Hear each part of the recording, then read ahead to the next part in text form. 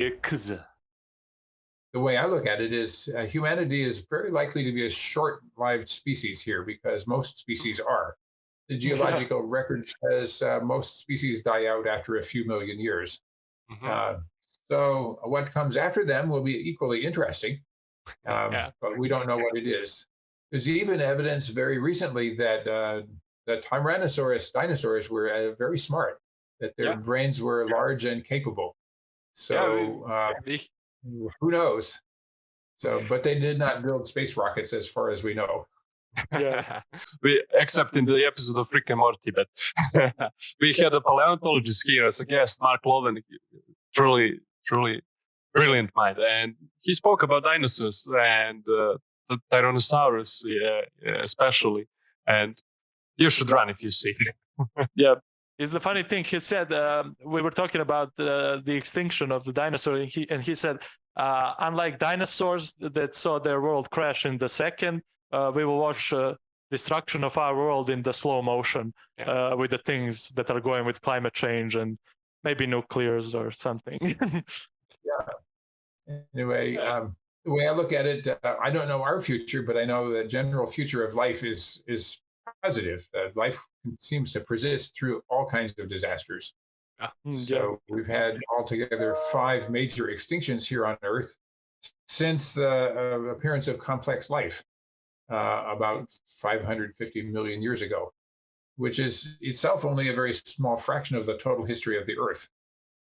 So quite frequent extinctions occur. So, but that depends on your time scale. Life finds a way. Dr. Mather, allow me to ask you maybe the biggest questions for the most. Where are all those aliens that we are promised, Dr. Mather? Where are all those aliens we hear Joe Rogan's guest speak about? Where are all those aliens and George Tsoukalos is speaking about on ancient aliens? Just kidding. I don't know why we as humans have this need to attach, to give credits for our personal achievements to gods, to aliens, or some other abstract beings. And with that thought in mind, as a scientist, as a Nobel winner, do you really think there are any chances that we already made contact with aliens? Well, my goodness, my opinion is that other planets are too far away for aliens to get here from there.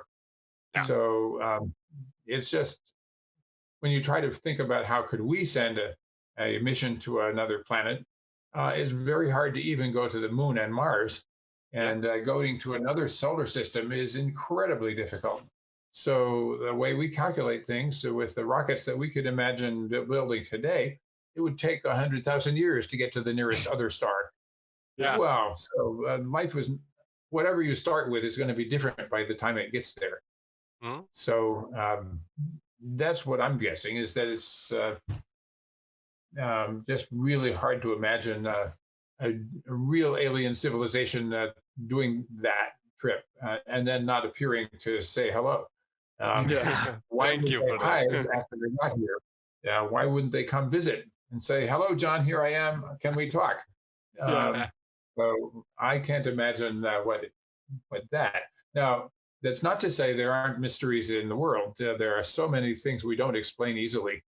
And no one really has analyzed all of them because you can't. There are strange things in our equipment. There are strange things in our eyesight. There are strange things that people build. And sometimes we even have strange things in our minds. So I don't know what all these unexplained events are. Of course, I couldn't possibly know. But I am pretty sure that it's not aliens from another planet, because it's too far. It's too hard for them.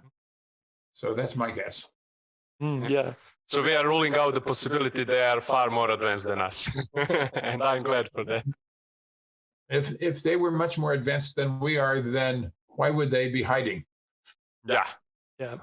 But I guess the science fiction did its job through the years, if you know what I mean. But let me ask you. Let me ask you this. Obviously, like everybody has that conscious about aliens, extraterrestrial life, and we like to throw them a little spice in there. But you just now mentioned how many things we do not understand about even ourselves, even this planet.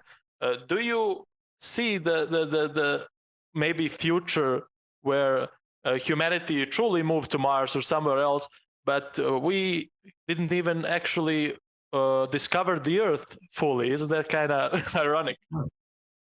Yeah, well, I actually don't think we're going to move to Mars anytime soon in great numbers. It's very hard. So we will be very fortunate if we can support a few people living over there with a lot of support from Earth.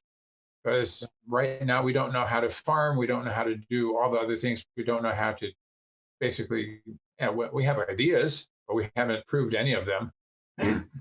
So we can't even bring someone home from Mars yet. The big problem there is it's hard to get off the surface of Mars. And so you need to have a rocket with a lot of chemical fuel to do that. And so it's very hard to carry enough of that with you to Mars. So it's not impossible to collect fuel on Mars, but it's still difficult.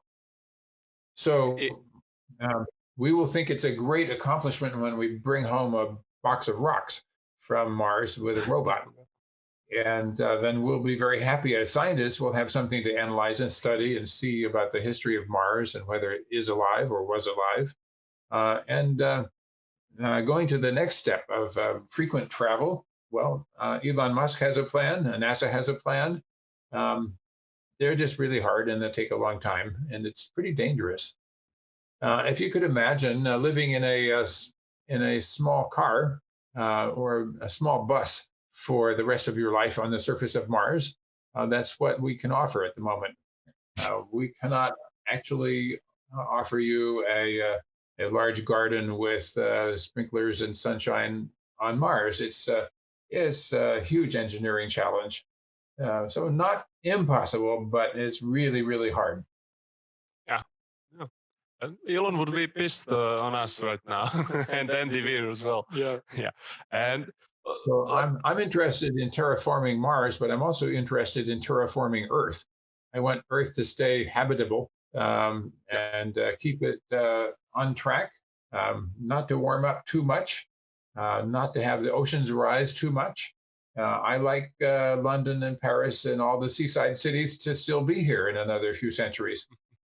We stay genuine, uncensored and unscripted, and we always will, as we have to order our usual. Share us and subscribe us, and stay tuned until the next Wednesday. Ikuzo!